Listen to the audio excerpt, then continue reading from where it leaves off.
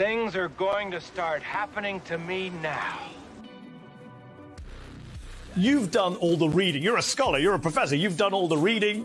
You've done the intellectual heavy lifting. More or less, eat shit and die. You wouldn't know a fact if it begged you all night long. Want to give the wrong impression, because I am very high. Fucking ran up behind him with a hatchet. Smash, smash, smash. Yeah. Care. I'm a libertarian. What I'm getting is, Did you vote for Joe Jorgensen or Trump? Who? Joe Jorgensen. That was the perfect answer. Thank you. That was...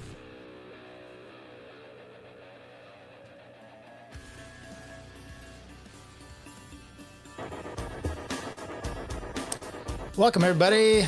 Libertarian Podcast Review. Tyler Yonke, Stank Neck, Andy. Can you hear that song okay? This is... Yeah. Okay, New Radicals. I'm not really particular on the song, but, the great Dennis Miller, when he had a show, this was his intro. So I thought, I heard it the other day. I'm like, we're going to bring that in. Oh, yeah. I'm vibing to this. Okay. By the way, people, we're on Spaces as well. I don't know why, but why not diversify? We want to show that Tower Gang has nothing on us. We taught them everything they know. Right. We did, actually. So, welcome. How you doing, Andy? I'm doing well. How are you? Fine. I don't know about the phone there. You might want to make sure it's... Throw it. Yeah. Phone's away. Oh, you didn't have to throw it away. Can you still hear it? Yeah, a little bit. Yeah, it's fine. I could... You know what? I'm just going to leave the Spaces. I'll come in after the show. You could do that as well. Okay, so what are we doing here today? I thought we would do one of these watch-alongs with Angela McCardle, with Joe Walsh. Have you... Okay, Andy's taken off. He's in front of the plantation.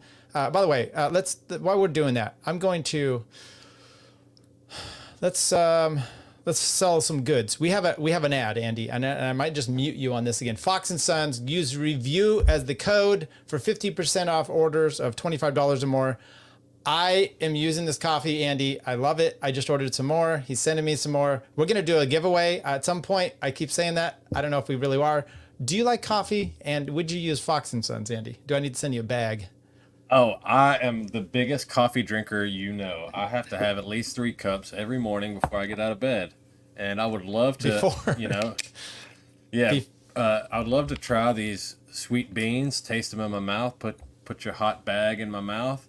What are we thinking? What's your favorite blend so far?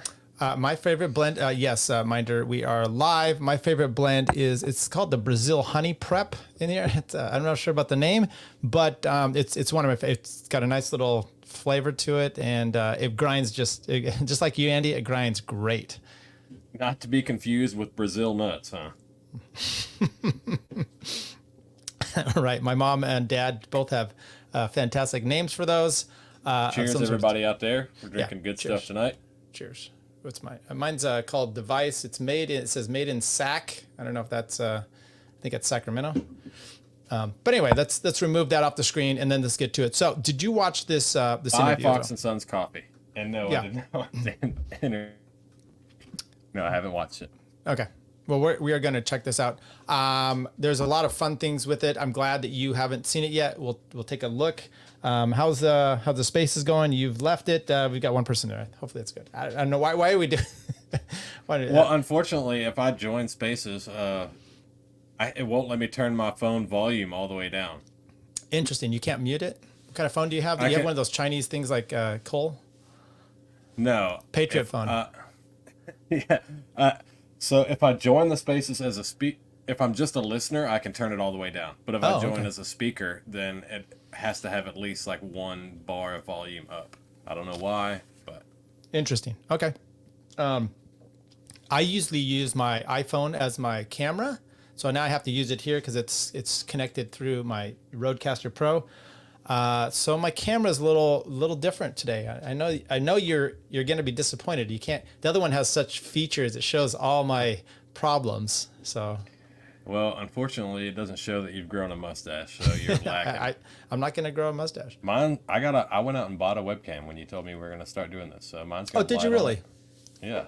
Okay, so did you write it off for your OnlyFans business or?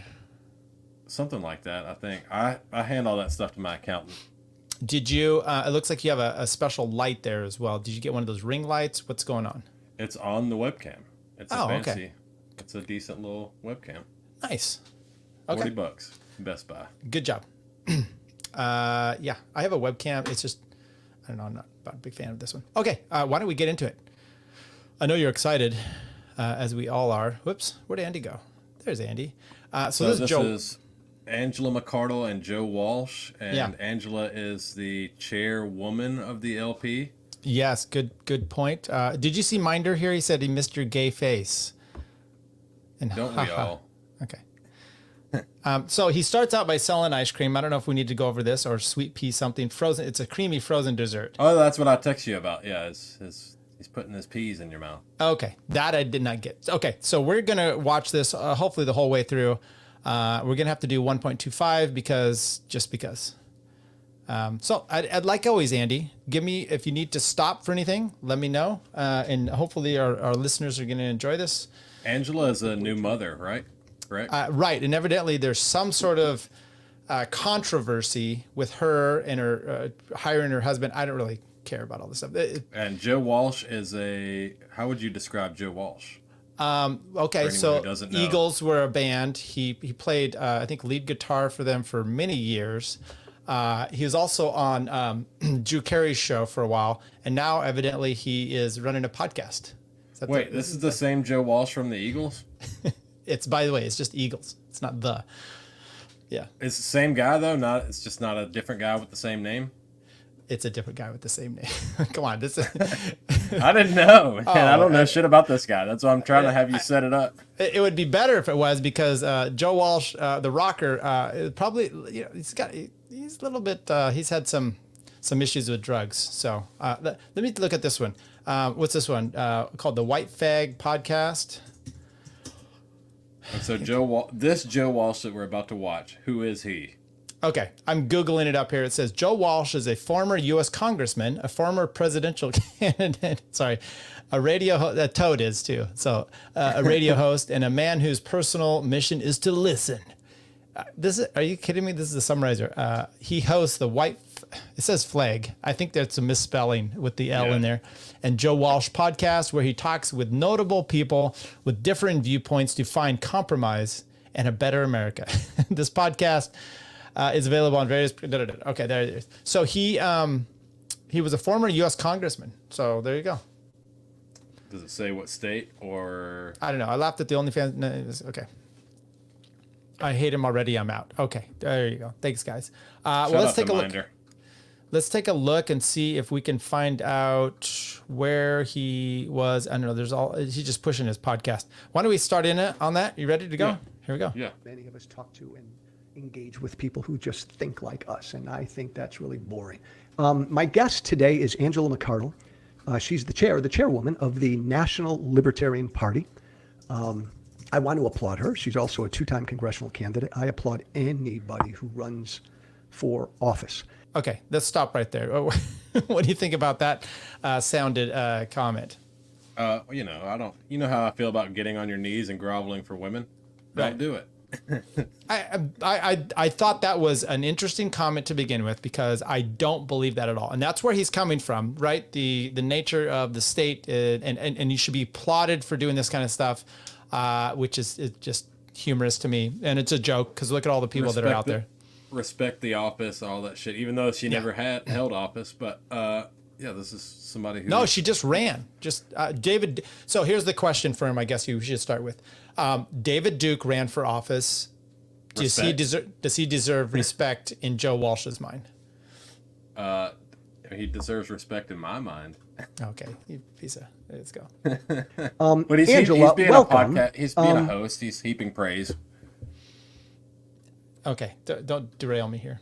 Let me kind of lay the context, and then we can get right into it. And thank you for being here, because I think generally you and I probably agree on a lot of issues, and we probably disagree on a number of issues too. And I think maybe a few weeks ago I tweeted something about Ukraine or woke, and you took a good respectful shot at me.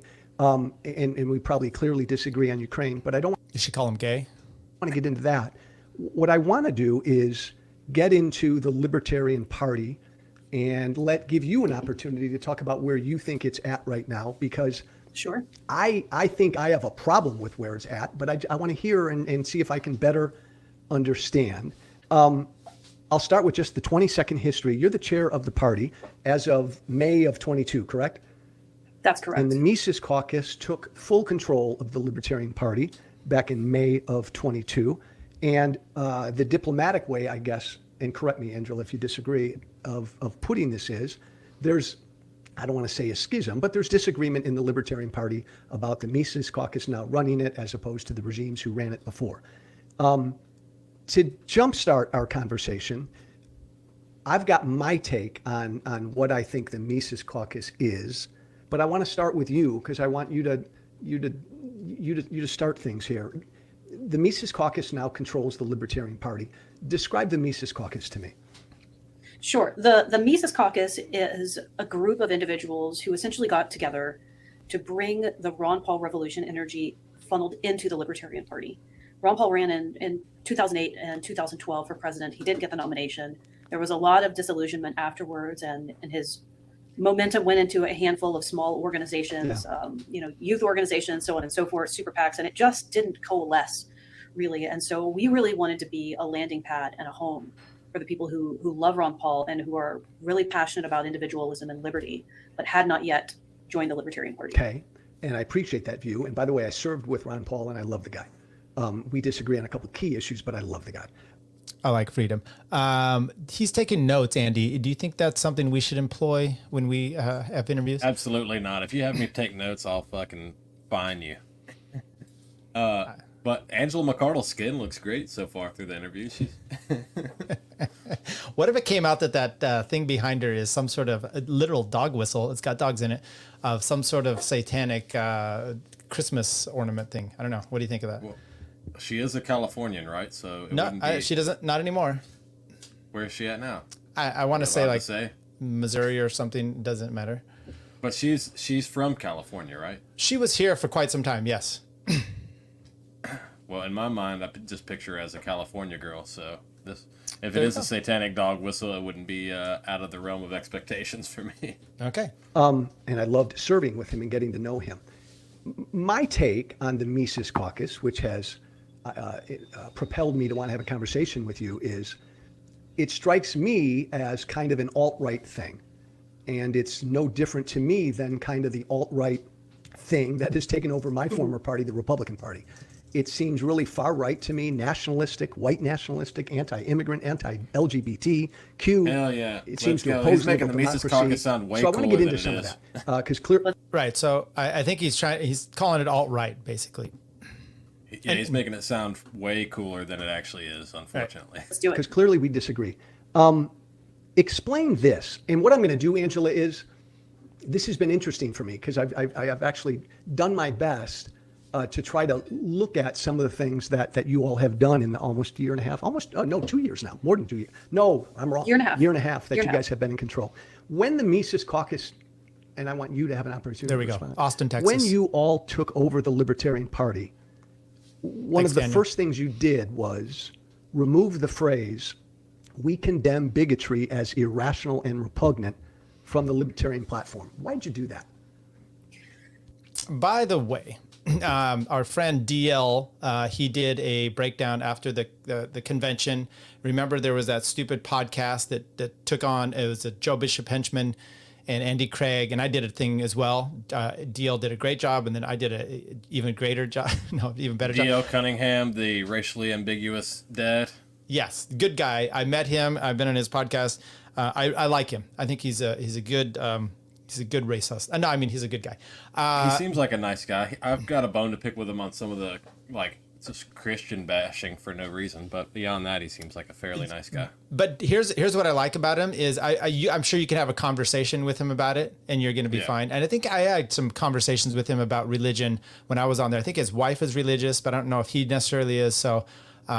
Fine. That's perfectly right. Anyway, good guy. The point is, they love this. I talked about this phrase in this platform, this plank 3.5, and that if you got to remove it because they use it, they being the Sarwaks and those guys, they use it as a cudgel. They use it as a hammer against you. If you don't agree with everything they do, now you're repugnant and whatnot, and so they're using it like that. So I had no problems removing it. Wasn't there also a pledge that went with this that they wanted people to sign?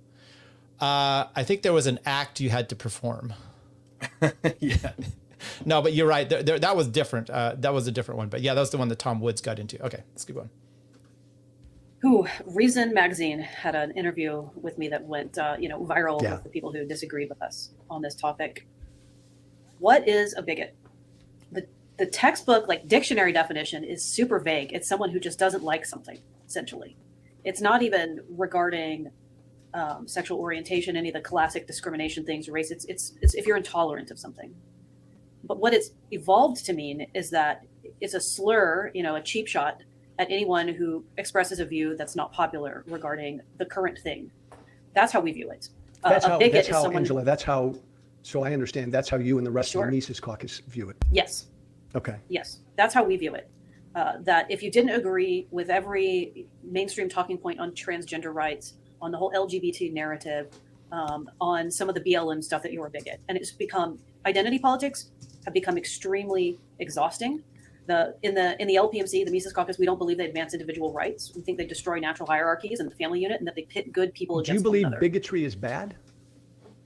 Just generally. Are you bigoted? Well, I mean, it depends, right? Like, I'm pretty actually, are you bigoted against communists? I mean, bigoted against bigoted against anybody because of their skin color or their sexual orientation.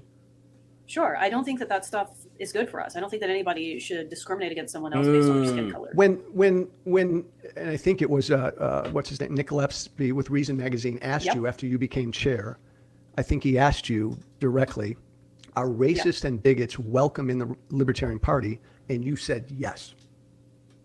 I think our answer was Andy's here. No, I'm not an LP member. Don't put that on me. She lost me, said Magoo. Well, just hang on. We're all going to lose you here in a bit. By the way, hi, Magoo. I don't think that they could be. Welcome is maybe not the right term. Welcome means we're excited for them to join, and that's not the case. But there's no purity test, right? To fill out the form online and join the party. There's nothing about being a racist. There's no sniff test. What does that even mean at this stage? Would you welcome racists in the Libertarian Party? No. And there have been a handful of circumstances, not a lot, thankfully, but a handful of circumstances where we have had really racist members. They end up not getting officially removed, but sort of being run out, made to feel unwelcome, or just largely ignored. If you don't have common decency and manners and basic human interaction skills in the majority of the Libertarian Party, you just don't go very far with those things.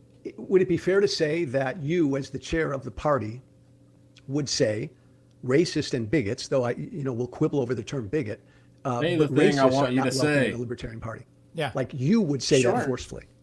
Sure. Have you said That's that? Totally Have reasonable. you said that forcefully? Yeah, absolutely. Plenty of times. And I don't want to get into, you and I talked, I don't want to get into the weeds. Pause it real quick. So this is the beginning of a straight up communist struggle session here, and she's going along with it, and it disappoints me so far. Yeah, I mean, look, she breaks it down later. She is, you've got to think in political terms, which we don't always do, which is she is the head of a party that's pretty vast in diversity as far as thought goes. So to some extent, she has to play some games, I would imagine. And you can't be Andy unless you're the head of the KKK. Okay, it's not going to play well. So there you go. I understand all these people are totally democracy brained and they're trying to have mass appeal, but I think fucking putting your nuts on the table and just not giving these people what they want is the most appeal. Daniel, who by the way I met in Reno, super nice guy. I said, I already watched this interview. It hurts to watch it again. So dumb. Yeah, but hang on. This is a different one. This is a Mystery Science Theater 3000 or whatever version. On some of your state affiliates, but clearly the Libertarian Party of New Hampshire. 1488,000. I think just any knucklehead could go through their Twitter feed, their social media feed, and see that they put out a bunch of racist, bigoted, ugly, mean, cruel bullshit. Is he talking about the LPNH? Now, I think you can. I don't believe that's correct. It's on first glance you think that, and then you break it down, and I don't think that's necessarily the case. I don't think LPNH is racist enough. They do that. They're not the only state Why do we have that Andy does on that. Has National ever condemned the Libertarian Party New Hampshire for the racist, even sometimes white nationalist stuff they put out? Publicly? So let's break some of this down. I don't think that it's going to be beneficial at all for me to put out virtue signaling to condemn them. And there's a lot of disagreement about this, and I understand it. But the issue is that the Libertarian Party of New Hampshire, they're going to do what they do, and they have complete control to do what they're going to do. I don't have influence over them to have them not do it. And they did release a video recently, maybe not, in response to my statement saying, like, I didn't appreciate them quoting 14 words, saying they're going to double down. So the deeper I dig into that, and the more I give them attention and engage and, breathe into a paper bag and hyperventilate over it, the worse they will get. And I have to make a judgment call on that. Don't you think it would be smart to publicly condemn any state affiliate, even if you have no control over them, when they put out racist, white supremacist stuff as a Libertarian Party? So this is my problem with that podcast that I talked about too, is white supremacists. Their examples were Dave Smith, and then their other example was an article that was on the Mises Caucus website about World War II and immigration. And by the way, I talked to Thaddeus Russell about this, and you tie that in with an interview that Nick Gillespie did with, I'm trying to remember the guy, he does all these documentaries. He did the Vietnam documentary, and they talked about Germany wasn't allowing, and the U.S. wasn't allowing enough immigration in at the time for Jews that were being displaced, and therefore Hitler we're kind of responsible because we wouldn't take them.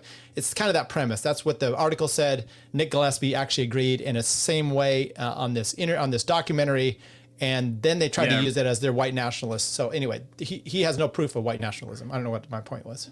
Roosevelt turning back the Jews. Hitler was like, we'll send them your way. And the U.S. said no. Yeah.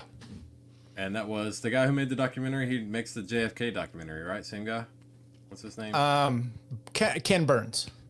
Oh, it's Ken Burns? Yeah, he and his wife made a documentary about that, along with, the big one, Vietnam and Civil War. They've done a bunch of these. So anyway, that... I thought it was the other guy that's been on Rogan. There's been a few on there. If Nick Gillespie ever comes on, which he always promises to do in my DMs, I will bring this up to him. Anyway, let's keep going. So they contend that it is not racist and white supremacist, that they're satirizing themselves and poking fun. What do you think? What do you think? What does National think? I mean, it's just, I think it's ugly trolling. And they're very skilled trolls, absolutely, because they get a lot of people upset. Well, they had a spat with Nina Turner, a black female former progressive an Ohio State rep. Said Nina Turner picking crops should be free, and just an ugly thing to say. And National weighed in on that, and instead of just slapping him across the face a little bit, that's an ugly racist thing to say. This guy's so stupid though. Nina Turner would be so much happier in the fields for free. Nina Turner, National didn't even acknowledge that. Snap. Like it seemed like you missed an opportunity to go after, whether they're joking or not, trolling or not, overt racism. Why do you have to do that? I don't think so. I think I dodged an opportunity for them to make me also look like a fool. I have to be really careful with how I interact with all of my state affiliates on social media, and that would not have gone well for me. They were comparing with a very maybe tone deaf, ugly way of doing it. They were comparing a lot of the comments that she makes about universal health care and saying people should do this and should do that. Did you find it with slavery? Did you find it ugly? Nina Turner picking crops should be free. Did you find that ugly? It definitely made my it made me cringe a little bit. Do you think it would help your cause, Libertarian Party National, if you did take a stronger stance against some of what these people put out? New Hampshire or any state? You don't? I do not. And this is not, Joe, by any means, this is not the first conversation that's been had about it. It's been, a year-long journey.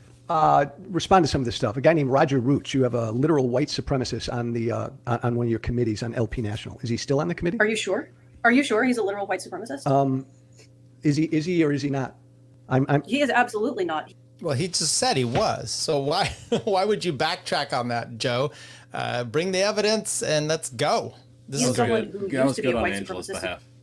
Well, He's done like a nationwide tour talking about how he came out of it and has helped to convert a lot of people out of racism. And, when did he write? Nasty views. When did he write this article, "Whites and Blacks: 100 Facts"? And he makes his Sure. case. This is so you have it in front of you. Just That blacks are super inferior. Many years ago. How many years ago?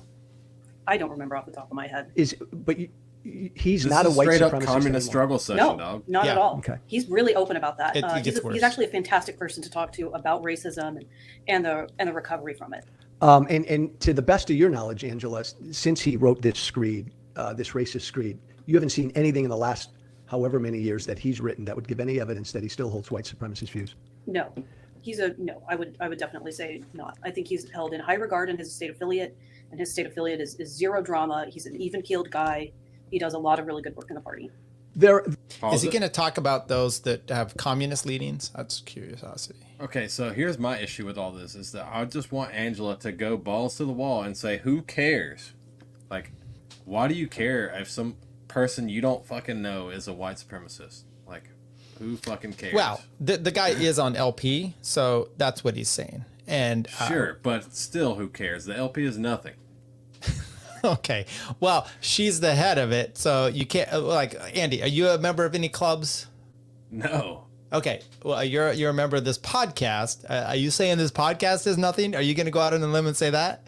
If somebody was like, "Hey, you said a racist thing on this podcast," do you think I would apologize for it? No, you'd say this podcast is nothing.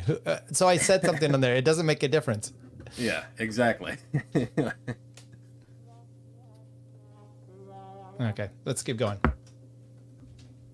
There are a number of charges that a number of folks who put a bunch of examples out there. I've seen some of them where there's anti-Semitic stuff that people associated with the Libertarian Party put out. And this whole notion, Angela, of like what? And maybe you'll laugh at this one, joking about the 14 words in that frequently cited Nazi slogan.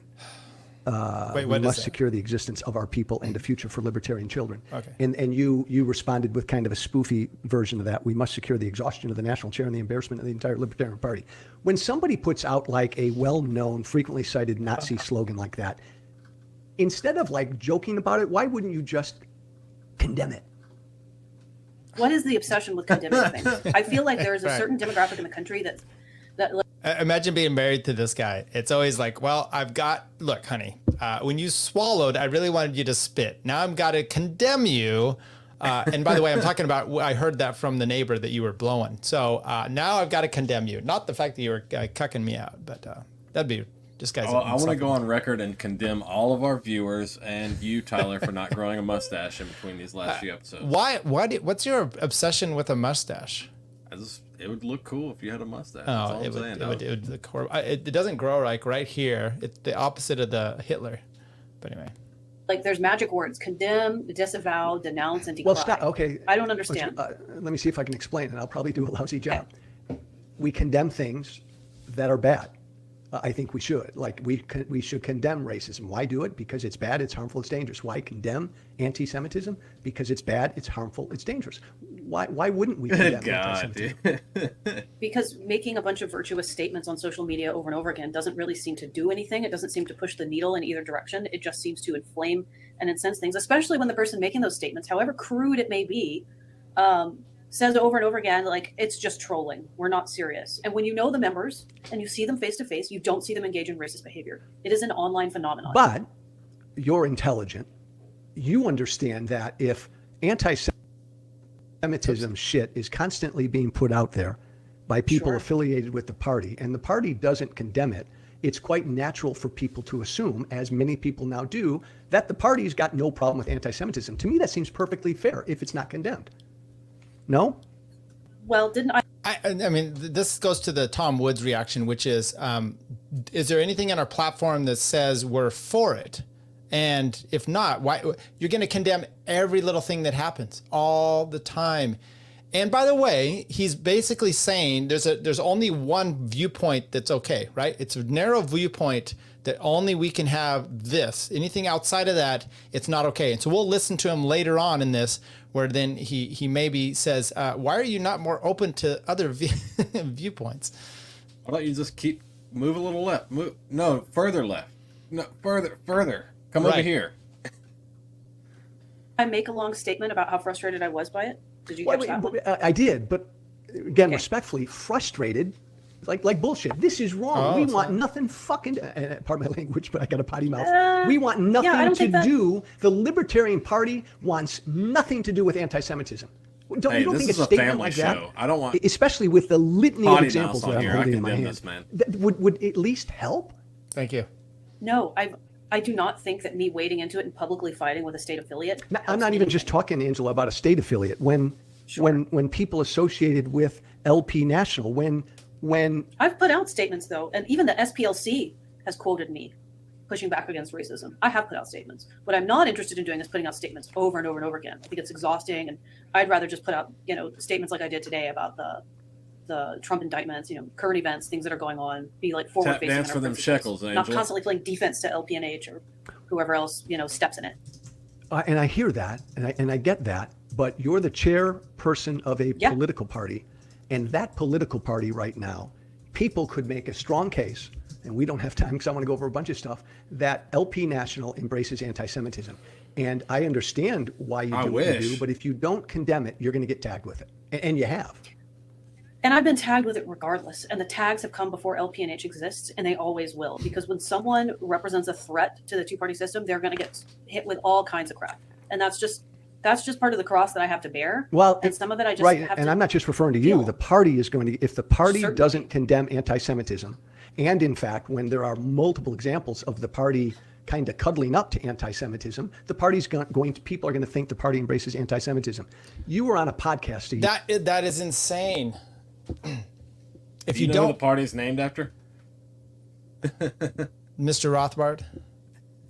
Well, Mises was a Jew himself too. I know, but it's just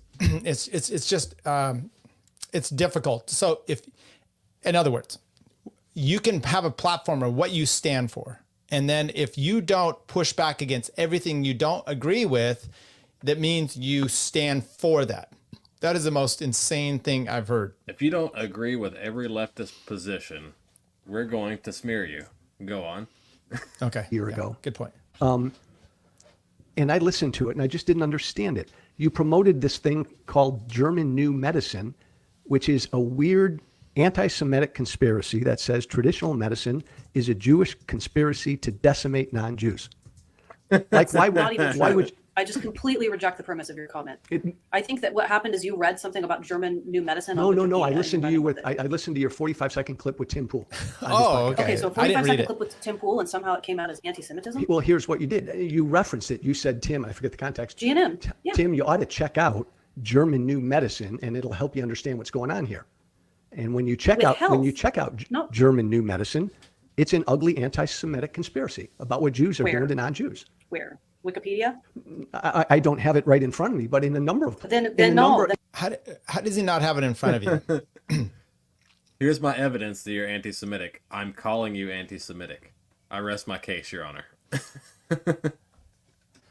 What's that website? Storm something? Stormfront. Let's go. That he's like. I mean, you could just say this is where I found it. And because you obviously know it, so you heard 45-minute. This is just pathetic. I know. Are you hanging out on anti-Semitic websites, Joe? Right. I mean, two things can be true, right? Which is maybe there's some. And by the way, it sounds really bad when you say German New Medicine, right? German New Medicine. I mean that's Nazi. That's Nazi for you. So. I wish. Shit. I don't accept it. I don't accept it because I know I'm quite the expert on Angela, when you referenced German New Medicine on that podcast, you had no idea what it was, or you had no idea that it was a well-known anti-Semitic conspiracy. Once again, he says well-known, and he won't tell her where he's found this. How well-known is it? Because no one else seems to know this except for the people who have a strong dislike of me. I had a number of people reference this to me. not doesn't just, surprise not me. just. And then I looked it up because I'd never heard of it. And when you look it Where'd up, you look it up? yeah, it's got. I mean, I googled it and Where are you looking I it up? googled it and looked at a couple sites, and then Where? every single site referenced this fact that it was an anti-Semitic conspiracy, and you knew none of that. That seems like a serious.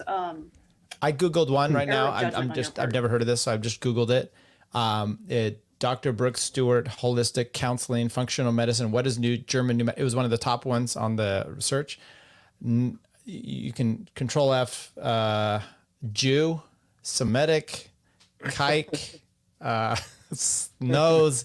None of these are bringing up anything fun. Let me see. Gas, shame. Nope, nothing there.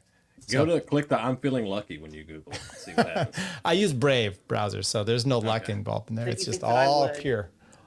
But I don't know, and especially that you would just Why go with did like a mainstream what is source it on then? medical. Why did you bring that up to Tim Pool? What did you think it was?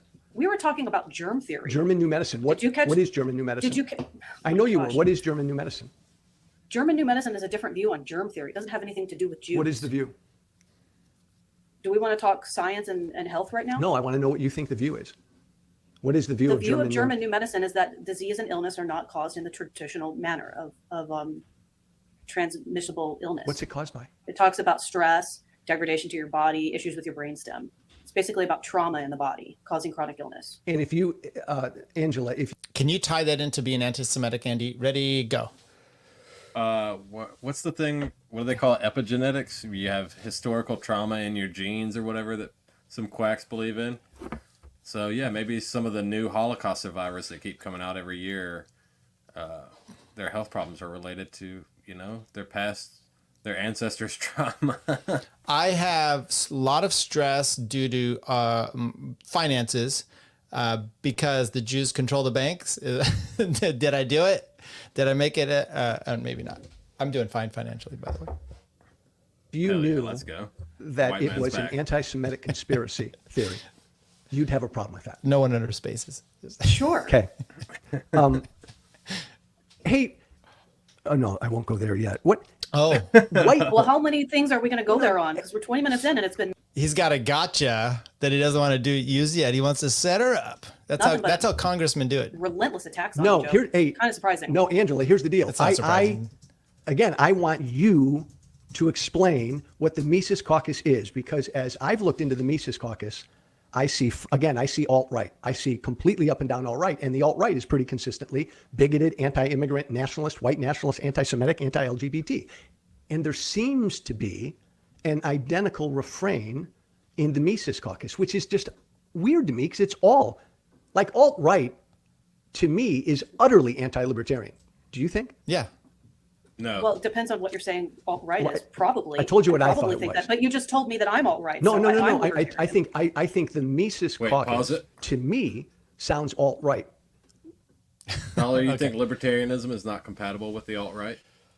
Oh, I think true libertarianism is compatible with all kinds of beliefs. Matter of fact, the further you go into it, it's kind of like have your own KKK community, have your communist commune. I mean, Gene Epstein has talked about this. Yeah, if you want your own little communist commune, go have it. Just have it out there by yourself. I don't give a shit. So technically, it's compatible. I think mainstream wise, is it? I'm not a big fan of the alt-right. Have you ever watched Hoppe's speech on the alt-right? No. I the only thing I've seen with Hoppe is him laughing with taking phone calls on Michael Malice's show twice. I would recommend to you and anyone watching, the people watching this show, to watch.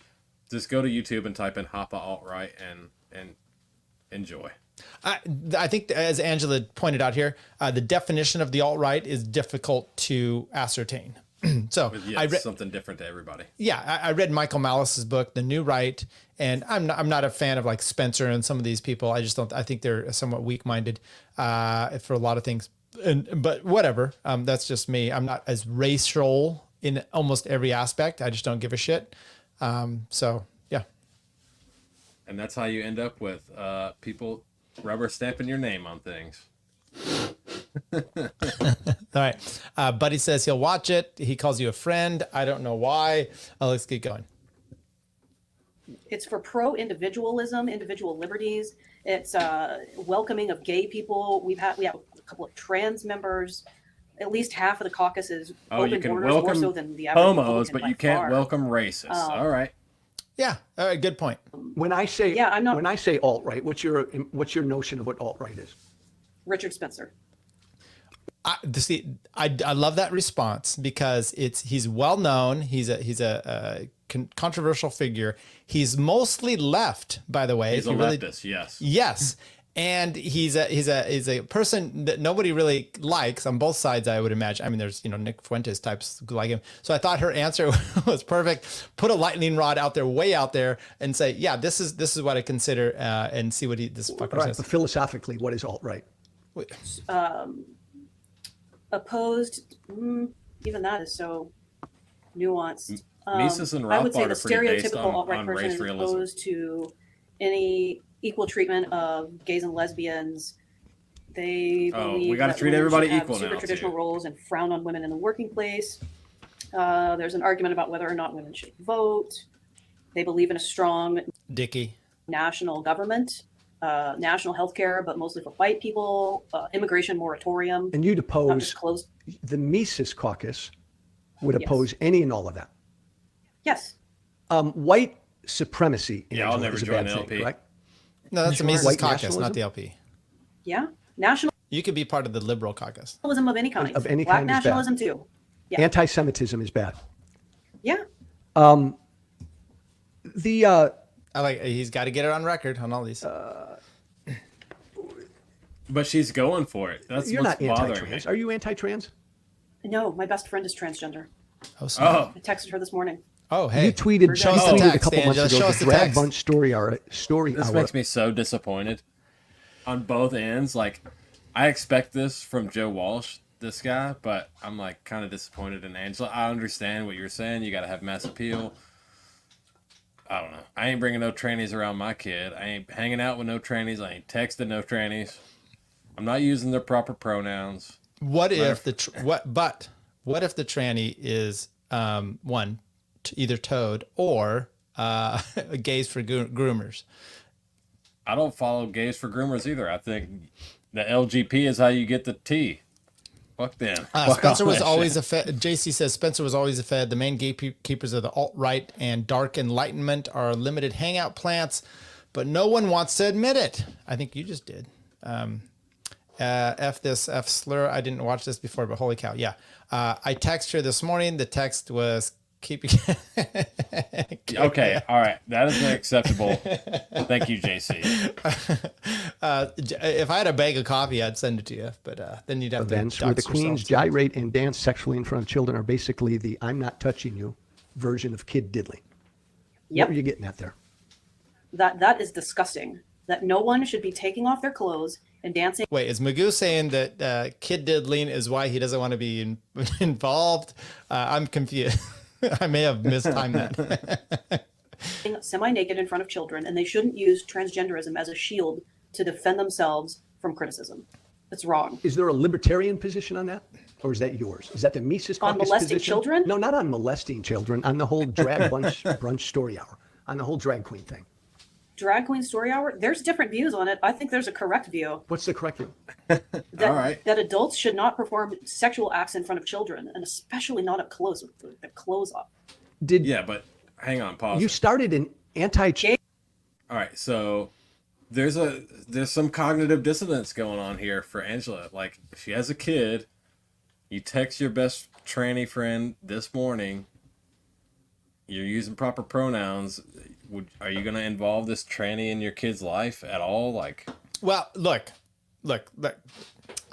I'm sure you might be this friend to someone, Andy, that's repugnant to them. Like, they might not like your lifestyle. It doesn't mean that you need to allow their kid to start tucking dollar bills in your pants. I think that's what she's saying. So you can I have friends, or I've had acquaintances that, lifestyles I don't agree with. Let's just say adulterers, right? Or whatnot. And you can, for whatever, drunks, whatever. But you don't need to then say live your life. I don't really give a shit. But don't live your life. Don't you don't get to then say start putting dollar bills down their pants and have that be okay. I think sure you can draw the line in however places you want to, whatever you want to do. Me personally, you hang around dog shit long enough, you start to smell like it. So yes, exactly. I get it. Okay, let's keep going here. I don't know who her trans friend is. Gay or straight, trans, whatever. Like it's just like shouldn't be doing that. Kids shouldn't be putting dollar bills in adults' underwear. You started an anti-trans makeup company. Why? It's a pro-women. Pro-women. But that's not having any. Pro-women is now anti-trans. This guy. It always has been. It always has been. That's the framing, and that's why you just have to put your nuts on the table and say, yes, I am all of the things you hate. JC says the B in LGBT stands for bicyclist. I just said you made a great comment. I laughed. I said if I had a bag of coffee, I'd send it to you, and then you take a shot at me like this. I don't know what this is. Lumberjacks, garbage men, bicyclists, and truckers. But that's not about JC's on a roll. That's my personal project. Why did you do that? All good. Have you ever scrolled through the Instagram of Ulta or Sephora and seen people with literal beards putting mascara on? First of all, of course he has. And second of all, he's been in their stores. Next question. Putting mascara on their beards? I think that the virtue signaling has become ridiculous. And sometimes you have to push really hard back in the opposite direction to sort of reset everyone back to where things should be, where we recognize the truth, what a man is, what a woman is. But you consider acceptable. transgender women, correct? I consider them transgender women. They know that they're biologically male, the same ones, and they're trans women. They're not the same as me, and that's okay. They're and the ones that work at it, I absolutely respect them and view them as women. Now, weirdos with who have blue-green hair, bad haircuts, and don't work at it, and they're not on hormones, and they're not trying to look like women, they're not going to get my respect. But again, the libertarian position is live and let live and do what you want to do. And no. Well, live and let live. I mean, what does that mean? It's that consenting adults can do whatever they want, but you don't have to approve of everything. No. But you don't have to approve.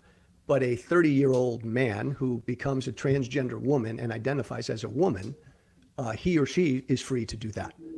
Sure, absolutely. And you would respectfully identify her as a woman if she identifies. It depends.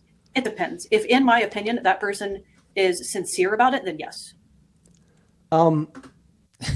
So no offense, Angela, but she puts a test on there based on how much effort they put into it. You have to be sincere. Yeah. Angela and Andy's daughter are the only real images in this females only in this image. Females in this image. Well, I hope so. I can't read. The health of the party. And I've got numbers and statistics, and you probably have numbers and statistics. But the bottom line, since the Mises Caucus took over, membership's way down, money's way down. Yay or nay? Yeah, it is. Why is that? Actually, that's not entirely true. It's down since October or November of the year that we took over. Yes, especially especially in this 2023, the first 8 months of this year, it's just like nosedive. What do you think's going on? So there's several things going on. We've had a lot of turnover. We've had some internal organizational challenges that it would not be appropriate for me to discuss here. One of the real problems that I've been pretty public about is we had a failed data migration where we went from one CRM to another, and we lost a lot of our recurring donations and donor data. And that's been a financial pain, absolutely. You're the chairwoman of the Libertarian Party. Did you speak at a LaRouche event in April? Probably. Why? Because it was an anti-war event and I was invited to speak there. I also had a really amazing opportunity to talk about free market problems and push back against some of the things that I think are not good ideas that come out of that organization. You do not support the LaRouche movement, correct? No, I support the Libertarian Party. You don't support the LaRouche movement, what they are, what they stand for. I mean, they're anti-gay. They believe the world is run by Jews. They believe our military planned 9/11. This is so, you sound like Rachel Maddow right now. I don't mean to be. I just want to. I mean, do you know any of them? Have you ever had a conversation with any of them? Most of them, the ones I've spoken to, are really sweet, sincere people. The LaRouche movement stands for things that you and I shouldn't agree with. I don't think that it does, because here you are saying that I stand for all that stuff too, because the Mises Caucus does, which of course it doesn't. it's weird that I'm now having to defend the LaRouche movement. There are some really wonderful people there. They have been staunchly anti-war. They've been our strong advocates. They're not anti-gay. But yes. maybe some people a long time ago who were there were anti-gay. That's okay. That's like the entire country. If a group that believe the world is run by Jews, that was started by a Marxist, that believes in protectionism, industrialization, that believes our military planned 9/11, and that is anti-gay and that is anti-Semitic, invited me to speak, I wouldn't speak there. You know what's? Go ahead, Angela. What's interesting to me is if a group of people who like got together and decided they were going to have an endeavor, and it was all like one of the things that they were going to do to accomplish their goals, they were going to use a bunch of slaves. Like we wouldn't go support that either. And yet here we are in the United States. But time has passed. Things have changed. I don't. Is there a statute of limitations? What's interesting to me is it's weird. Hang on. If a racist organization invited me, do you know anything about the LaRouche group movement? No, I don't. But the framing of this is funny because this is what leftists always do. Like, I would not speak with these people, yet here you are speaking with a person you're trying to frame as exactly those people. Well, what's interesting, I had never heard of them. I'm usually aware of most fringe groups, like Tower Gang. But you look them up, and they came out of the labor, the U.S. Labor Party. They're Democrats. They do happen to have. I can't say anything about what he said. They're anti-gay, but they have a anti-Israel bent to them. So remember, she's alt-right, and now she's what's that? I don't know what she's saying. She's alt-right, and then she's cozying up to the LaRouche group. So whose show is this? Is it your show? Wait. Oh snap! So did you tell Emma show, this is your podcast? But you're watching someone else. Yes. It's meta. Oh, okay. It's meta. To speak, I wouldn't speak there. If a known racist group invited you to speak, would you speak? Probably. Because I thought those Daryl, were what's his last name? other friends. Daryl Davis. He speaks at KKK events all the time. He's a black dude. He's constantly going out trying to change people's minds. I think that's such an important thing for us to do when we have the position to do that. I hear that, but a group of white supremacists invited me to speak. Again, I'd condemn white racism.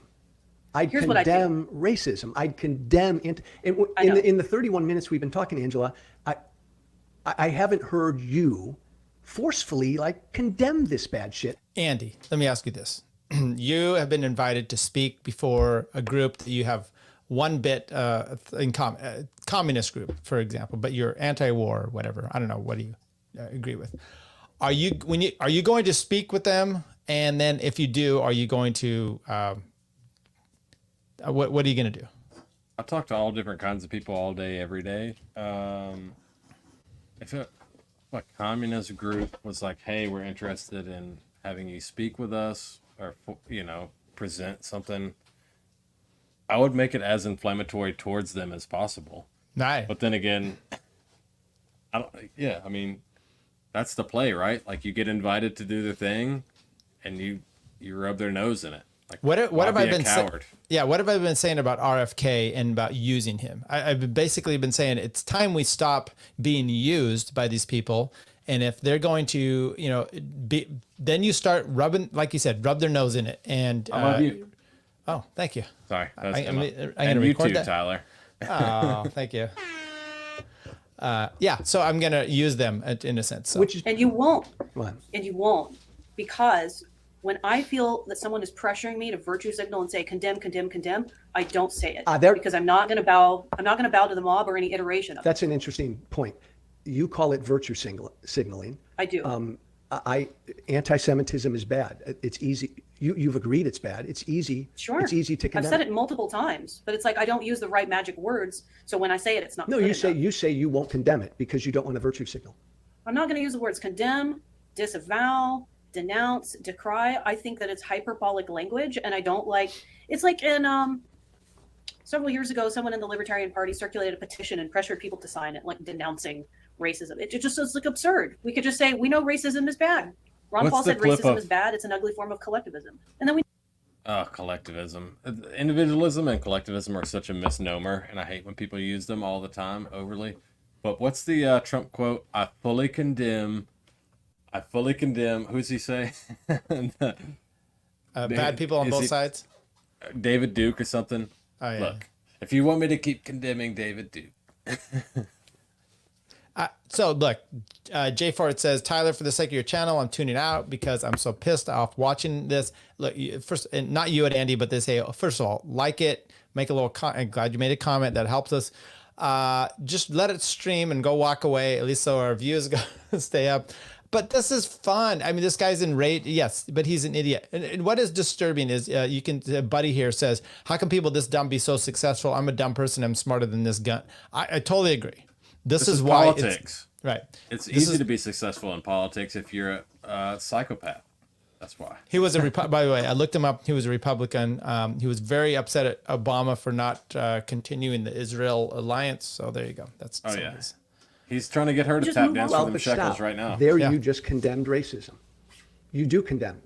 Anti-Semitism is horrible. She's not for racists. Yeah. Okay, that's it's horrible. Although I wish she was. But Angela, pogroms in the Soviet Union, it's all bad. Angela, but that's why I feel like you're playing games, because you say you won't condemn it. You just condemned it. Anti-Semitism is horrible. Well, then why are you upset? That's what you wanted. Now you go jerk off in the corner to those. So you condemn it. I'm not going to use the words that you want me to use. Right. Does that make sense? Like I'm very, very opposed to using certain language around it. And Angela's she's kind of a punk rocker. Yeah. You believe, the Mises Caucus believes, or do they, that January 6th was a bad day?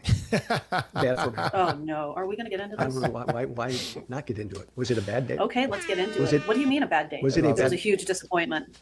What was a huge disappointment? Fuck yeah. They didn't go far enough. Nothing happened. A bunch of people went there and got scammed by Donald Trump. Like nothing happened. Would they go there? There was no coup. It was just a riot, and then people got let into the White House and walked around. Was it a bad thing? Was it a bad thing that happened? Not the White House. Was that a bad thing that happened? The U.S. House. Yeah, she messed that up. I mean, that shouldn't be tough. Was it a good day or a bad day for America that happened? For America. Oh, I think it was a bad day, but not for the same reasons that you think. I don't think it was an attack on America. An attack on America is like 9/11, where a bunch of people die. Bad days for America are BLM like every day when riots. we ship, troops overseas and someone dies in a foreign war. Bad day for America is like when some Middle Eastern family gets bombed on their wedding day and their collateral damage. When people riot, it just doesn't compare to me. It was like an embarrassment. Career criminal. It was an embarrassing moment. What was that? I said when a bad day for America is when people riot for a career criminal overdosing on fentanyl. Do you want to let's talk about that later? It was an embarrassing moment. Yeah, it was like Muppets Take Manhattan, but like it was, like MAGA people take the White House. It didn't work. Solid. I do not get emotional over January 6th. What were they trying to do? The people who rioted in the Capitol Ask them They niggas. were rioting and pissed off and expressing their frustration. Why don't you and rage. ask them They niggas? thought I we were wasn't Expressing there. their democracy. You don't believe the election was stolen? Stolen? No. I think there was probably election fraud, but I think that happens every single election cycle. I'm not gonna let you do this. Don't nuke my fucking channel. Hillary Clinton. All elections are stolen. Oh, there we go. By the way, I watch Carrie Lake and I cringe. I watch Donald Trump talking about this stuff and I cringe. Part of it is, if you go back to a lot of those lawsuits they tried to file after the fact, the courts were right, which is you had a chance to bring these before. California did this. Kevin Kiley was part of this thing, bringing lawsuits before to challenge ballot access and things that they shouldn't be able to do against the constitution, state constitutions. That got overturned and are held up and valid. And then Trump and these losers try to do it after the fact, and they could have done it before, but he's lazy, he's a loser, whatever. Well, Republicans are the ones that passed all the mail-in balloting. Yes, they helped do that too. So. But there was some cases like in Pennsylvania, right, where they kind of kicked the can down the road until they did bring them before, but they never got seen to till after. And then when they get seen after, then it's like, oh, oops, too late. It happened in 2020 or 2016. I mean, so. You don't believe, though, it was an attack on our democratic process? No. Okay, so you disagree with then a lot of what the liberals justice system has determined. I mean, 1,000 people have Yes, been I charged do. and arrested. Hundreds are in jail. No, What was the BLM saying about peaceful protests? mostly, Riot as the voice of the unheard. There we go. By the way, this guy's wrong. No courts have said I am detaining the QAnon shaman as an example because he was subverting democracy. No, it was trespass on a federal. It has nothing. They're not making a determination on democracy. This dumb fuck. That's for you, Jay Ford. Yeah, Specifically trying. You don't. I think they're political prisoners, and even though I don't agree with their political ideology, I think it's horribly unjust that they were locked up. Some of them were horribly mistreated in prison too, even by prison standards. And certainly my heart goes out to them and their families, and I do think a lot of that is on Donald Trump, and he could have told those people go home, and he instead, pushed them to go to the Capitol. And then he didn't even have the guts to pardon them afterwards when he still could have. Like that, I think was really embarrassing. That was a really embarrassing moment for him. Does, the Libertarian Party doesn't have a stance on that. I mean, I've asked you for your viewpoint. No. But again, you believe Trump the whole time was lying about a stolen election. I don't know if he was lying or if he was like just wrong, misled. I mean, I don't think it was the truth. I don't know whether or not his statements were really intentional. He has surrounded himself with so many bad people. It's hard to really sort out like what's his opinion, what's his narcissism, what's just, Is he a bad guy? Terrible advice. What's the stance that the Mises Caucus and or you has on Trump? Donald Trump? I mean, I don't want him to be president again. Didn't want him to be president the first time.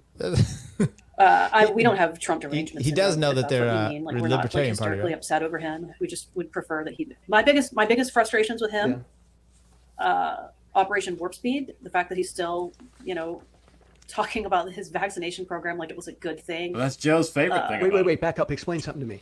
Hold on. Yeah. You believe the vaccines were good things, no? No, You don't. I don't think so. I'm not persuaded. You're not persuaded. I think there's an argument to be made that they could have saved some elderly people and people who were high risk. But I think that what we're finding right now, and it's happening in real time, is that the side effects greatly outweighed any positives. And there's a lot of young people who are having heart problems, and it's really tragic. So you don't believe the vaccines were a good thing? You don't believe they worked and saved? Asked and answered. I don't think so. I think that probably in the end, it was the evil outweighed the good. Yeah. Certainly not how it was rolled out. People should have been put on notice that it was experimental more. Our government pushed it so hard. People trusted it. That was not the right way to do it. If you're going to push things out like that, people need to be a little bit more buyer beware, and it needs to be done in a more honest manner. And again, we won't spend much time on this, but yeah, for the record, you and I disagree. I think the science is pretty clear that the vaccines did a great job keeping people out of the hospital and saving lives, keeping people from dying. You can't say that. This I've said this over and over. This is jobs saved. We don't know that because people then got sick out. You can't prove this. The science says if we put out young infected people inside of elderly homes, everything will work out great. That's what the science told me. Negative impact of the vaccines. But let's move on from that. LP National tweeted a few months ago. There we go. A picture of Nancy Pelosi, Kamala Harris, Ukraine's Zelensky when he spoke at the Capitol, our Capitol, and it identified these three people as traitors. Solid. You don't believe Zelensky, Pelosi, Run them through again? Kamala, pardon me? Nancy Pelosi. Yeah, it's a picture of Zelensky when he Kamala. spoke at the joint session of Congress, and Pelosi and Kamala Harris are behind him. And LP National called these three traitors. Just said traitors. Sure, I agree. Sure. Why is Zelensky a traitor? I mean,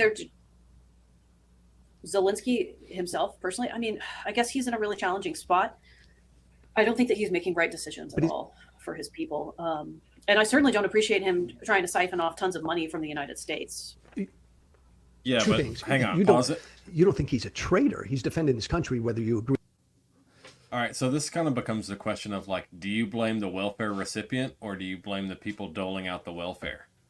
Like, I don't blame somebody who collects the welfare check as opposed to the person that's offering it to him. Yeah. By the way, when I heard this the first time, and once again, I'm like, okay, Zelensky. I don't know. I mean, I think he's trash. I don't know that he's a traitor. I mean, maybe to his country. Seems like he's doing the best thing he can do is getting a shit ton of money out of it. Right. I don't know. Maybe he's a patriot. Now the other two, there's no doubt about. So I don't know that I would put him in there. Anyway, agree with how he's doing it or not. Like, what would I make don't him have a an issue traitor? with him defending. I don't have I don't have an issue with him defending his country. That's his business. Why would the LP identify Pelosi and Kamala Harris as traitors? Get the fuck out of here. Oh my gosh. Why? Really? I mean, you may disagree with their politics. Why are they traitors? I don't understand. Involving us in an undeclared war overseas. There so many things. Everything that they do is just like wrong. Tons of those people up there are traitors. Traitors. Yeah. Because we're helping Ukraine. Even if you disagree. Sure. We're robbing our taxpayers to put money over there into something that it remains to be seen, but it's potentially some sort of money laundering scheme. I feel like we should have a better idea what's going on over there before we dump billions of dollars. Well, but we have dumped billions of dollars, and you may think it's money that shouldn't go there, but you'd acknowledge that we're helping Ukraine, or we're trying. I don't know that we are helping. I think we might be making it worse, which is another reason that's very irresponsible to do that. Who's responsible for the war? Who's responsible for the war?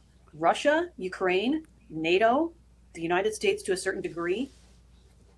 You've got a lot of players in there. Who started the war like 16, 17 months ago? Who started the war?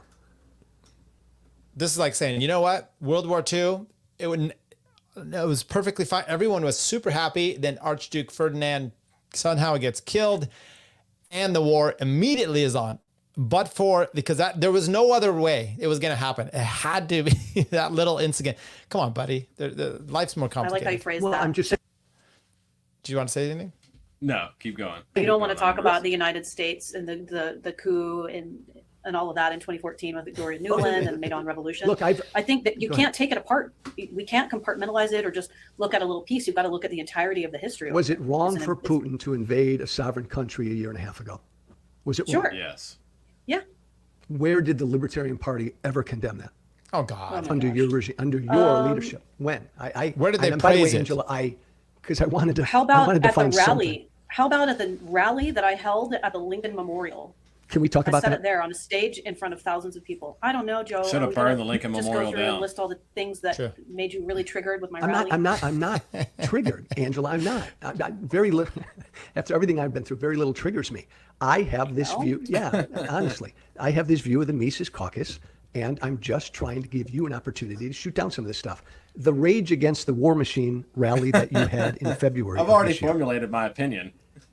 Correct me if I'm wrong, but man, oh man, Angela, when I look at who co-sponsored this event, who spoke at this event, it seemed like a pro-war, pro-Russia, pro-aggression rally.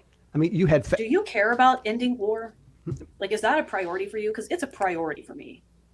So then, if you care about ending a war, okay, he can't answer that. Why would you have fascists and communists and mouthpieces for Russia? Okay, let's go back to the beginning. Remember when he's like, "You're not condemning enough people. You need to have." Oh well, actually, he's like, "You're not inclusive enough, right? You're alt-right. You don't include all these groups." Now he's upset that they're including. This is why he's all over the board. Now, the Rage Against the War Machine rally. One, if you're gonna do Rage Against the Machine, that's a horrible slogan because they're a piece of shit. Two, I had a problem with the child guy Ritter. Three, siding yourself with communists is always touchy, but now he's upset that you're siding yourself. You're siding with communists. What's your take? With his people. With his people. They're pro-Russia because Russia was still the motherland for the Soviet Empire.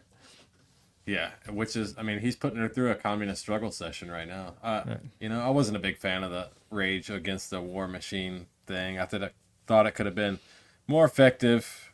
I mean, obviously, the war is still going on. It didn't really change much. But, a lot of people are very activist brain, and they just want to get out and show face and say their 2 cents. And I get it, but I don't know. I think you're right about him trying to tag them for not being inclusive enough and then exclusive on the other end. So Speaking at an event like this, we invited people from multiple political backgrounds and perspectives to come and speak as long as they were anti-war. Nick Brana, he's the chairman of the People's Party. He's a communist. He co-chaired this thing. His Twitter feed. Not a communist. His Twitter. So, but by the way, let's say he's a communist. The People's Party. I don't have anything to. Do you think you're too far right with the Mises Caucus? That's what she is. That's what it is. Is that now a problem? I mean, how do you connect those two, Mr. Walsh? Do you see the problem I'm having here, Andy? Yeah, she's too left. Now she's too right. Wouldn't you go, oh, you know what? This is obvious. She obviously can't be alt-right if she's siding up with communists. Tyler, are you familiar at all with Nazi Bowls? No. They're Nazi Bolsheviks. They're like evolutionary neo-communists. So okay. Pretty similar. So you're saying it can be done? I'm saying no, it can't be synthesized, but this is what Joe Walsh is. Okay. Sort of in this vein. Angela, his Twitter feed the past year and a half is full of nothing but pro-Russian propaganda. Okay. He blames the U.S., NATO, and Ukraine up and down the street. Never once blames Russia. Never once. Garland. By the way, there's so many people that are just pro-Ukrainian propaganda, or Israel, or Palestine. I mean, I get. Okay. Nixon is a mouthpiece in the U.S. for Russian state media. Caleb Maupin is a communist. He's the founder of CPI. He is. One of the rally sponsors that hosted a pro-Nazi rally. I could go on. There are like 15 speakers. Heaven forbid we take $1,000 from someone so we can have an appropriate sound system to put on our. Wait a minute. You're better than that. You let a guy like that, a pro-Russia communist fascist. His first good answer or question or comment. See, this is what he's touching on. Like he's like, this communist guy put on a Nazi rally, which is, you know, if you live online like a lot of people do, you would believe that communists and Nazis hate each other, but there is a weird flavor of them joining. And evidently, they also like libertarians. Whatever you speak, because he gave Maybe you I'll have a public conversation with him. Maybe I'll have a public conversation with him to talk about communism and his views. Wait a minute. You just said that he gave you $1,000 for the event, so you let him speak? I did. I mean, they were a sponsor. Sponsors donated money. Why would you let someone sponsor the event who is a mouthpiece for pro-Russia, who has said he wants Russia to win the war? You know what a lot of people ask me is, like, how can I let anybody speak at any of our rallies who is in favor of anything the United States government does? Tulsi Gabbard, Dennis Kucinich, Ron Paul, anybody who's in favor of anything that America does, because all we do overseas is literally blow up children. And anybody associated with it should be too ashamed to get on the stage. That's not true. We traffic them as well. I have a lot of interesting requests and concerns to juggle. Ultimately, what it comes down to is I want to bring people together to oppose nuclear war. That's my priority, and I actually think I did a really damn good job of it. Angela, it's the best anti-war rally in almost 20 years. And again, it's so interesting because a common thread here is you don't want to judge and you don't want to necessarily weigh in, and you'll have an anti-war rally with an anti-war rally with a bunch of pro-war speakers. That is oxymoronic. That makes no sense, right? I know welcome all viewpoints, but at an anti-war rally, you had a litany of speakers who are pro-war. You're pro-war. You're telling me right now you're pro-war. Oh, okay. Because they also say they're not pro-war, so that's very interesting. No, a number of these, it's almost like nuance kind of matters. A number of these people identify. Scott Ritter. He didn't speak at our rally. He was invited to speak, correct? He was invited to speak. He ended up not speaking. Joe, you would like him Jackson if you got to know Hinkle was a speaker. He Jackson writes Hinkle is constantly terrible of how he wants Russia to win the war. Right. So there are problematic things about the support the war. What is it called? Rage Against the Machine rally. Nuke the white man rally. Josh Smith had problems with it. Yeah. And take over all of Ukraine. Why would you allow a guy like that to speak at an anti-war rally? Well, I certainly don't agree with that. I don't want Russia to take over all of Ukraine and hopefully. Angela just needs to go on the. I was really glad that he waiting for her to go on the anti-war offense. message when he did speak. I think it's an interesting opportunity sometimes to push people to openly proclaim that they're anti-war, and we did a good job of it. She needs to be pushing back way harder. She started to for a second. She's like, Joe, you're pro-war. Like, start hammering him. Like, fuck. He's got her on her heels, literally and physically. I think she got worn down a little bit. Metaphysically, yeah. Hey. It's Angela. It's good. By the way, it's a good conversation. Oops, sorry. Fascinates me. The Mises Caucus has a reputation, and I know you think just people who don't like you baloney. Anybody who's there are certainly people like that, but anybody who's aware of what the Libertarian Party is and is aware of the history and you guys taking over and the controversy, whatever. You have a reputation, the Mises Caucus does, of being anti-Semitic, of being anti-trans, of being, again, almost like in progressive circles. No, I'm in centrist circles. In a lot of and sometimes Angela, you'd acknowledge there are libertarians who are not happy. I mean, you've lost a hell of a lot of members with the direction the party's going, correct? They're not progressives. Sure, there are people who are unhappy. And they're not progressives or centrists. They're libertarians. They were former members of the party. I would say a handful of them. I think that's debatable. I think that people can come to good faith disagreement on that item. Right, but you would agree that libertarians, there could be libertarians who, well, I know you have to agree to this because you know they're there. Libertarians who left the party because of the Mises Caucus. You'd agree with that? Sure. Are they libertarians? Sure. What, Angela, what?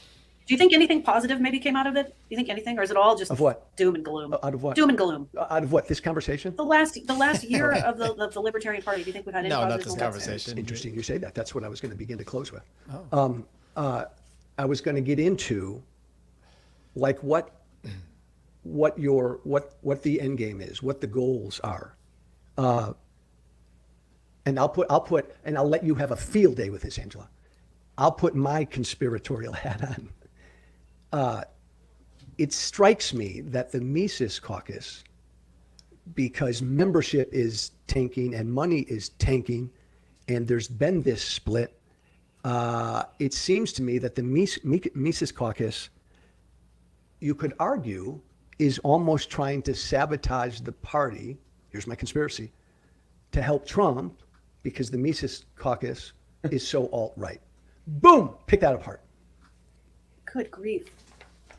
It sounds like you spent some time looking up appearances and interviews that I'd done.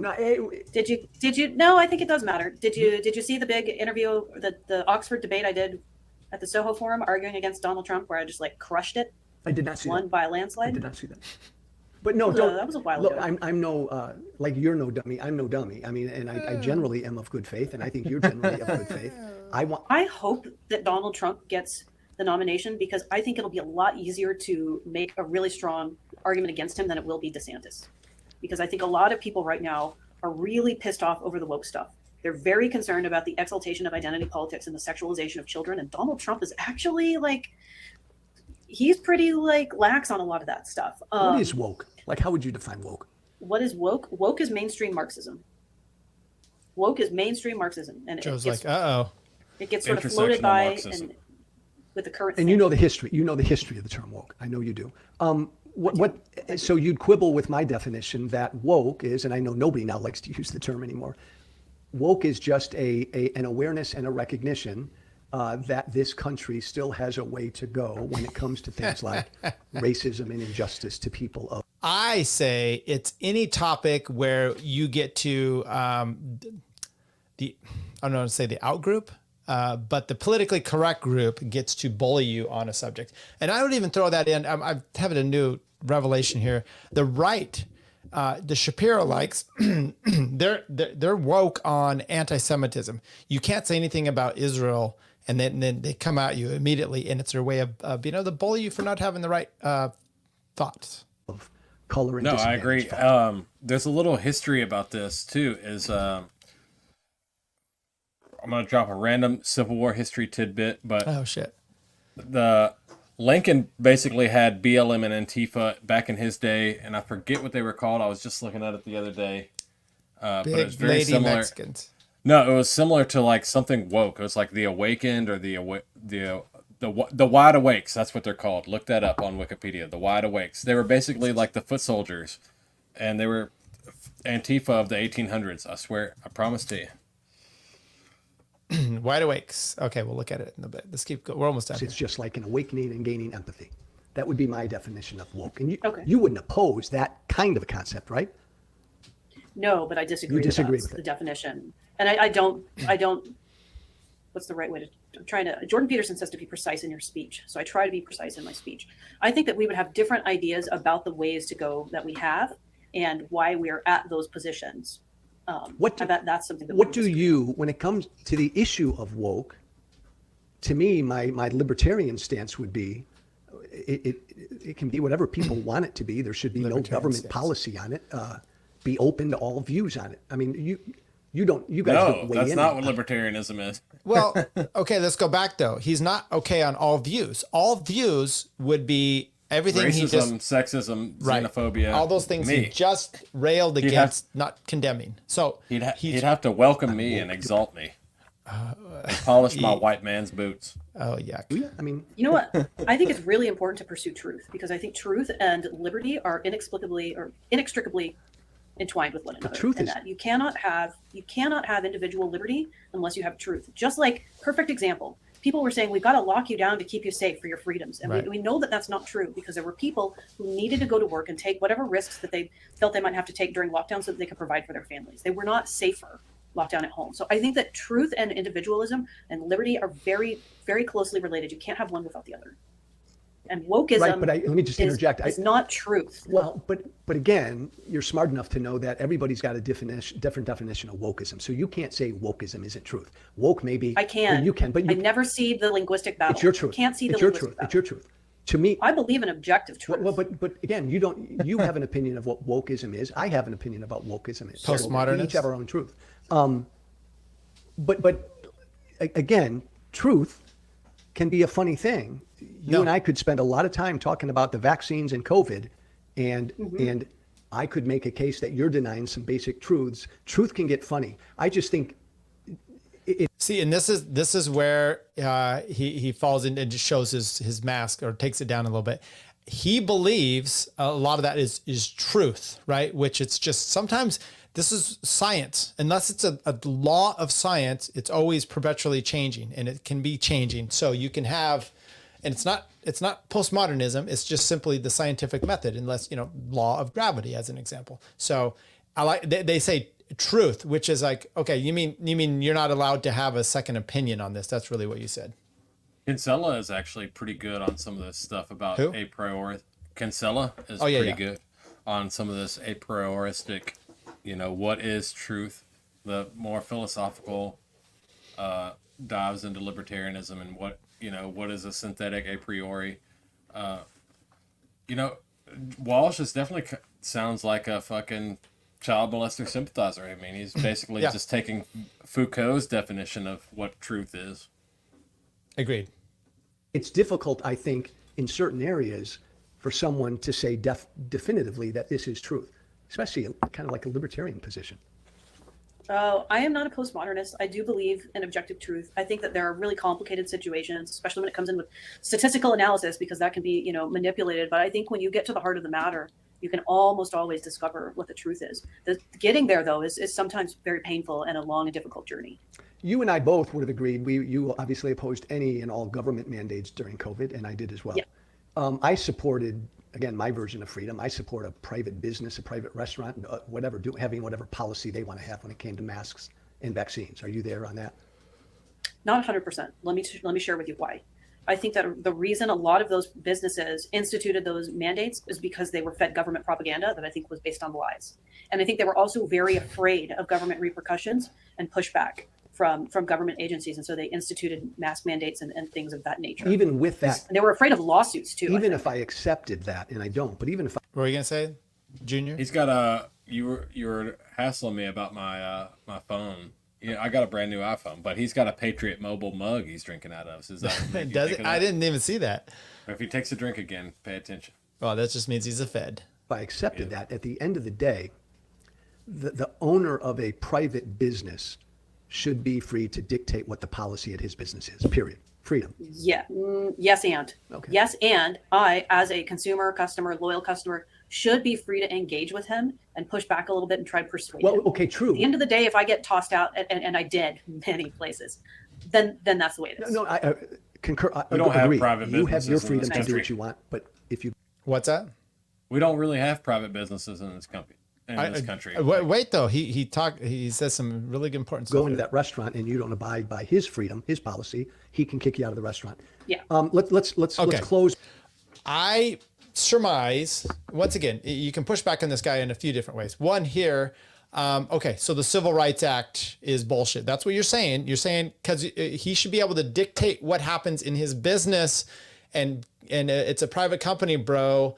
But I would guess, just hearing his whole thing though, if you say I'm not going to serve a black person, a white person, anything, he's going to come after you and want you to condemn this. Seems like to me he just said I'm not for the Civil Rights Act. Andy? Yeah, I just saw Sharkeetha pull up in her Altima, and I don't want her in my store. Joe Walsh, can you help me remove her? JC says, refer to the 10th Amendment Center. If private business and local governments refuse to comply with this shit, none of them, the pandemic would be possible. Yeah, I get it. And Shout by the out way, to Michael Bolden. Yeah, Michael Bolden. Center. Exactly. Who else is there? Anyway, it doesn't matter. I totally agree. So we can talk about this, but this is where, once again, I think he's full of crap, because it's only where his narrow, and this is where not being politically consistent causes a problem. That he's only thinking one thing, which is how do I get them out of my business for not wearing a mask and to impose wokeism on them. But it's not, he doesn't want to then say, I don't want to bake a cake for a gay person or whatever else. He's not okay with that, I imagine. I would 100% agree. I want you to tell me what the Mises Caucus's end game is. And again, if it's not really. No. What I shouldn't say end game. What is the goal? What is the vision? And I think we should talk about what my vision is, because I haven't served on the Mises Caucus board for over a year now. Yeah, but okay, explain that to me. I think that's a fair thing for you to let me in. Well, no. Okay, but I need a point of clarification. You're the chairperson of the party. Correct. The Mises Caucus puts you into that position. The Mises Caucus runs. They helped to get me elected. They control the entire 25-member whatever. No, that's not true. That's not true.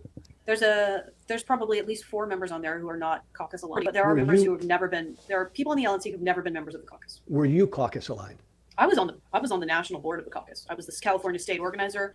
I chaired the California PAC. I was very aligned. So then you speak for the Mises Caucus? Nope, I do not at this point. You're the chairwoman of the party, and you're part of the caucus. They're also a political action committee, so you're not going to catch me on record at any time saying I speak for the caucus, and that's why. I have very clear delineated responsibilities on my end now.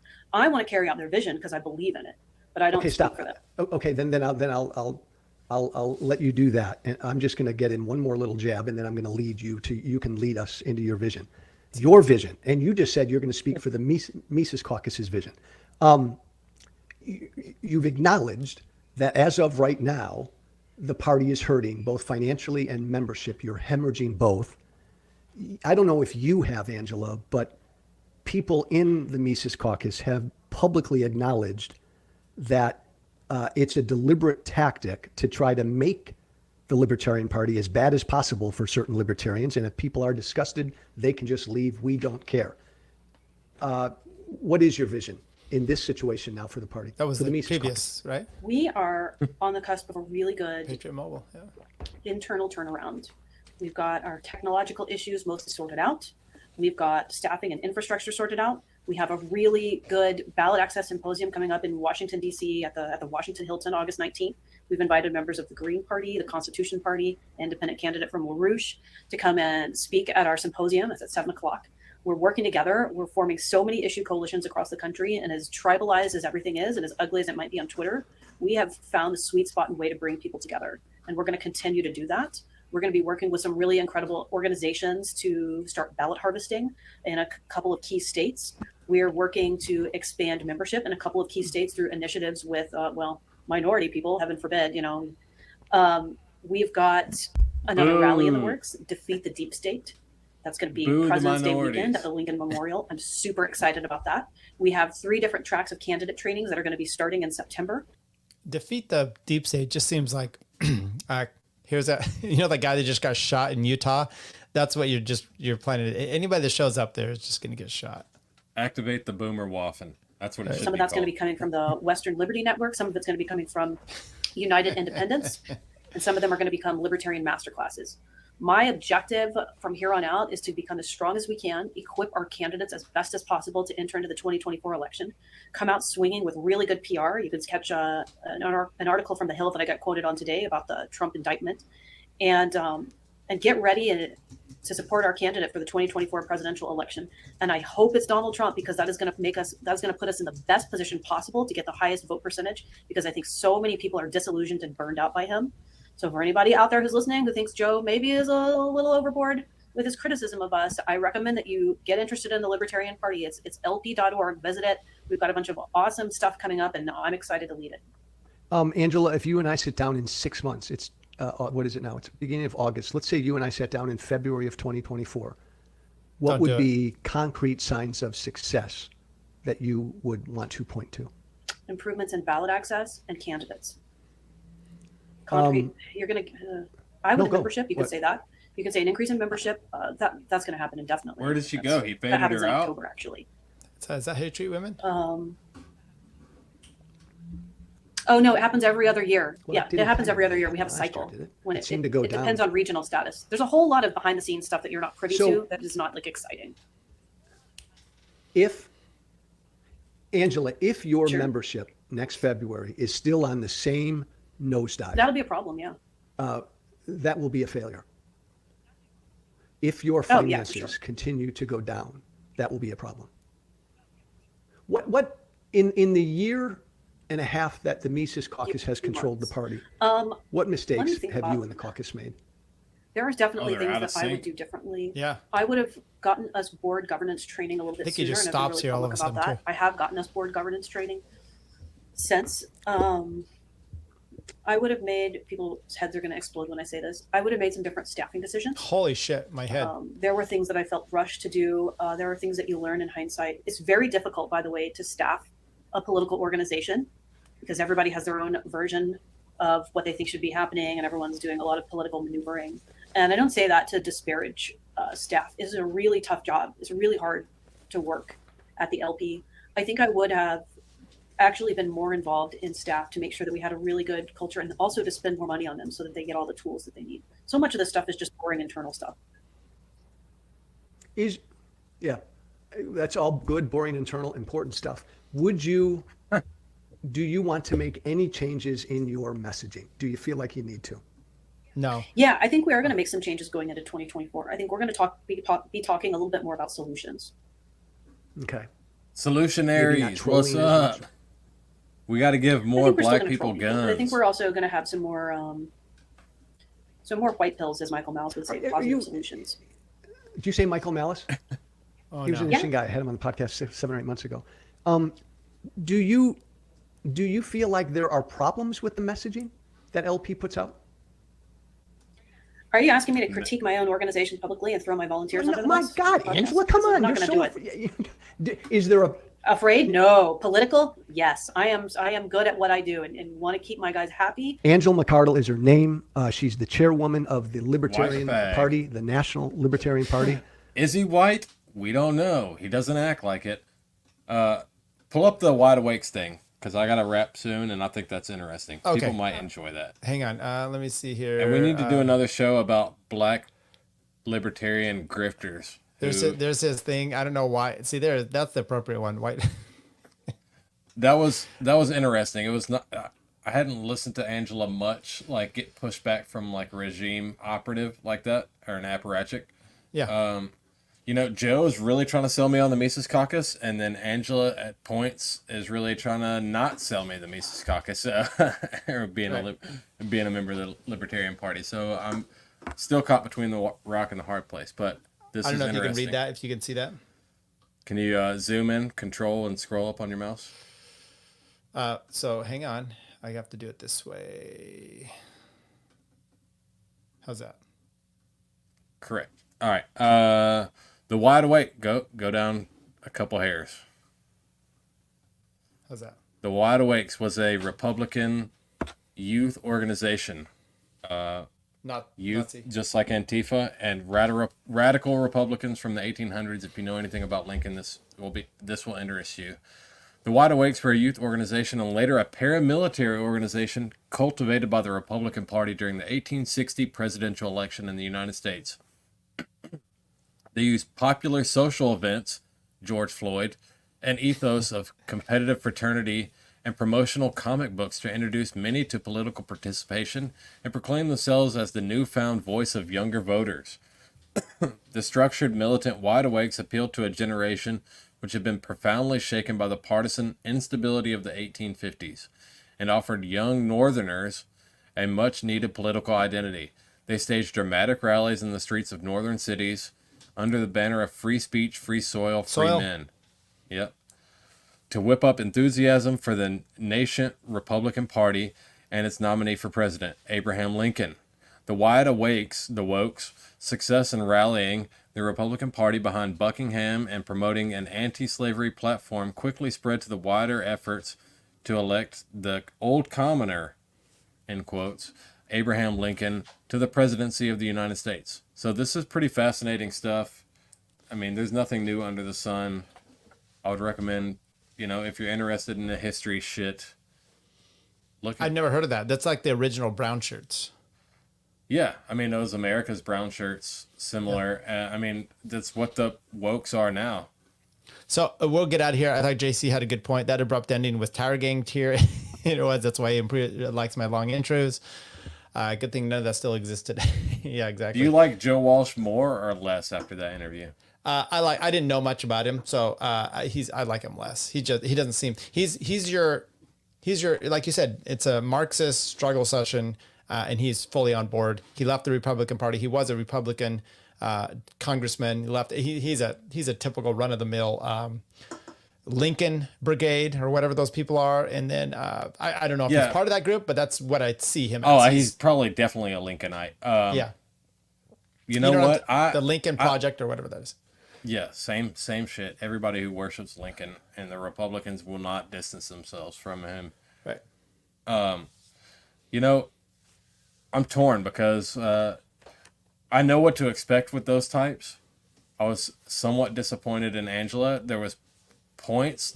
She definitely had some high points and some mic drop moments, but I wanted her to go on the offensive way more instead of just like being back like, whoa, I'm not racist. We welcome the gays. Like, that shit bothers me. It's just like, why don't you lean into it and just piss this faggot off? Yeah, I guess so.